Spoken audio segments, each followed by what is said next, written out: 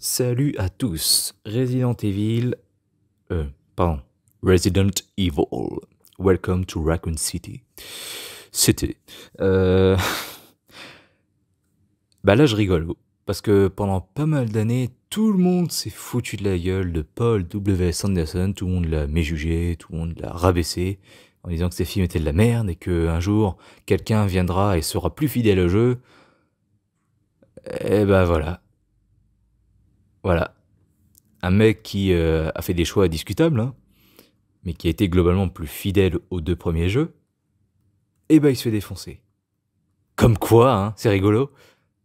Donc alors je peux comprendre les critiques faites à W.S. Anderson pour le 4, 5, 6, mais en ce qui me concerne, bon il a fait que le 1 dans la première trilogie, mais le 1, 2, 3, vraiment, je les adore.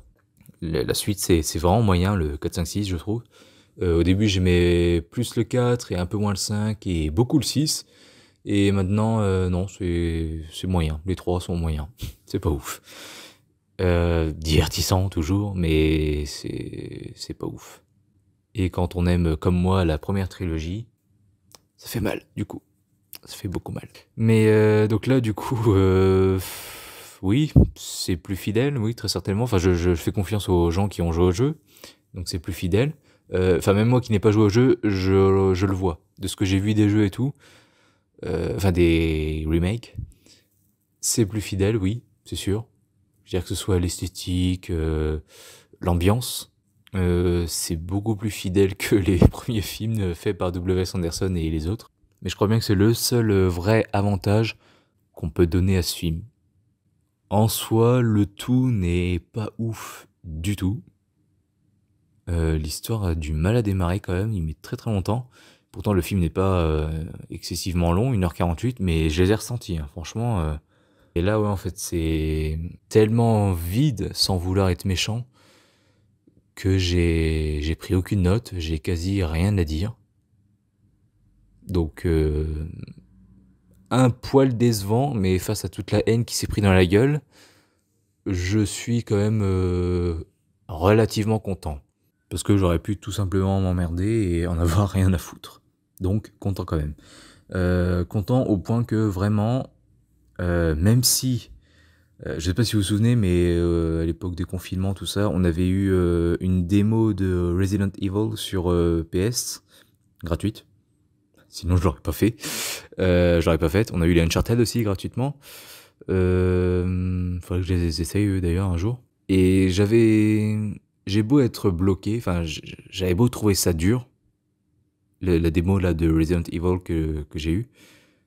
J'ai beau être bloqué au 7, que lui j'ai acheté sur Xbox, et pareil, donc je suis bloqué, enfin, je trouve ça très très dur. J'ai beau trouver ça dur et donc rebutant, parce que moi j'ai pas envie de jouer aux jeux vidéo pour me casser la tête, réfléchir pendant une semaine à comment faire et tout. Moi c'est juste vraiment pour me divertir sur le moment, et 2 heures de jeux vidéo, voilà, ça me suffit quoi. Là par exemple, j'ai joué pour la première fois depuis 2 mois, donc c'est vous dire si je suis un gros joueur. Donc même si c'est dur, ça m'a au moins donné envie de jouer au jeu. Donc même s'ils ont l'air durs, ça m'a au moins donné l'envie de jouer au jeu. Mais je pense que ce film pourra, en espérant que ça se fasse, ce film pourra peut-être mieux exister, remonter à tous dans notre estime, quand il y aura une suite. Parce que là, bon déjà il suffit pas en lui-même parce qu'il nous prépare une suite, vers la fin tout ça, mais tout est mouais en fait. Mais même moi qui ne suis pas un amateur des jeux, qui ne les porte pas dans mon cœur, pour l'instant en tout cas, ben j'ai pas vraiment apprécié le traitement déjà du mec dont j'oublie le nom, donc c'est dire. C'est en gros le flic qui fait toujours rire, quoi, enfin qui essaye de nous faire rire. J'ai pas vraiment apprécié son traitement, déjà parce qu'il est lourd dans le film, même si ça va encore, mais c'est vite casse-couille quand même. Et vous voyez, j'ai tellement de choses à dire que j'ai du mal à, à expliquer en gros ma semi-déception. Enfin, vraiment, si vous me demandez lesquels je préfère garder, ben, je préfère garder quand même ceux de Paul W.S. Anderson. Je suis désolé, même s'ils sont pas du tout fidèles au jeu, à l'esprit du jeu ou je ne sais quoi. Non, je préfère ces films-là, navré. Hein. C'est pas votre film plus fidèle au jeu qui m'a convaincu. Donc voilà, c'est pour toutes ces raisons que je mets Resident Evil de je ne sais pas qui bienvenue à Raccoon City, à la 18e place de mon top. Pourquoi? Parce que bah, déjà celui qui est au-dessus, Lucas, est quand même bien meilleur. Et parce que Resident Evil m'a quand même beaucoup plus diverti et moins déçu quand même que OSS 117.3. Globalement, la sève de OSS 117, donc la comédie, a été moins forte, s'est avoué vaincu face à la sève de Resident Evil, c'est-à-dire l'ambiance horrifique. Parce que oui, quand même, j'ai passé une bonne petite soirée, puis j'étais pas tout seul, enfin voilà. On s'est bien amusé, puis j'espère au moins qu'il y aura une suite, bien meilleure déjà, mais j'espère au moins qu'il y aura une suite. Et en passant, voilà, petite qualité que je viens de trouver, la scène du camion est vraiment très bonne. Donc voilà, donc je le garde parce que bah, pour voir tous les autres, j'avais acheté un coffret.